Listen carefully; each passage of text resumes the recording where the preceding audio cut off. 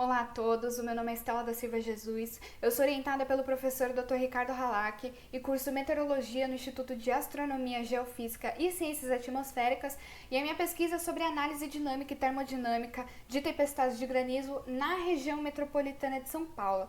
Então, primeiramente, o que é o granizo?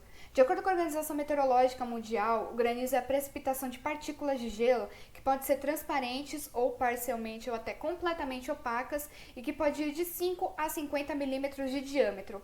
E quando esse fenômeno ocorre, ele pode trazer alguns problemas para a população, como amassar latarias de carro, danificar plantações, e isso pode trazer também alguns prejuízos econômicos. E o objetivo desse trabalho é levantar um conjunto de indicadores de severidade de tempestades associados à formação de granizo para a cidade de São Paulo e quantificar sua importância por meio da investigação estatística e da física da instabilidade convectiva. Com relação ao conjunto de dados, foram agrupados 150 dias com granizo para o período que vai de 1º de janeiro de 2003 a 31 de março de 2020. E as fontes foram os registros do Aeródromo de Campo de Marte, da Estação Climatológica da USP e do CGE. E também foram analisadas imagens do satélite da série GOES para os canais do visível, do infravermelho, para analisar a temperatura de topo de nuvem, e para os 3 canais de vapor d'água, para estudar os baixos, médios e altos níveis da troposfera. E também foram gerados alguns histogramas de frequência relativa para o conjunto de casos contendo apenas os dias com granizo e para o conjunto de casos contendo a climatologia desse mesmo período, mas tirando os dias de tempestade com ou sem granizo. E essa tabela mostra alguns dos índices que eu calculei nesse trabalho, como o índice de Showalter, índice K, Total Totals, o índice levantado e o índice CAP, as suas fórmulas e suas respectivas referências. Mas nessa apresentação eu só vou tratar do índice levantado e do índice CAP. Aqui eu separei um caso de convecção isolada com topo circular, que foi o que mais apareceu para São Paulo nesses 150 casos que eu estudei. Esse é o exemplo do dia 12 de 3 de 2018, e que pelas essas 3 imagens, que são os 3 canais de vapor d'água, dá para ver muito bem como é que é a forma desse sistema, que é uma forma bem circular. Também separei esse caso de convecção isolada com topo oblongo, que apareceu um pouco menos para São Paulo nesses 150 casos, mas esse é o exemplo do dia 19 de 1 de 2013 e dá para ver que é um sistema mais varrido, mais cisalhado. Isso se deve pelo fato de que nas camadas mais altas da troposfera, os ventos possuem grande velocidade.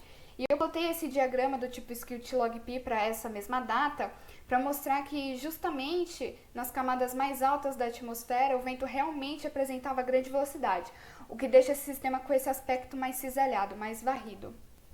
Eu também separei esse caso de aglomerado convectivo associado a uma frente fria, que foi o que menos apareceu para São Paulo nesses 150 casos, mas esse é o exemplo do dia 8 de 1 de 2020, que dá para ver muito bem a frente fria localizada no Oceano Atlântico, deixando esse rastro de aglomerado convectivo em cima do continente. Esses são os histogramas comparativos de frequência relativa na figura A para o índice levantado e na figura B para o índice CAP.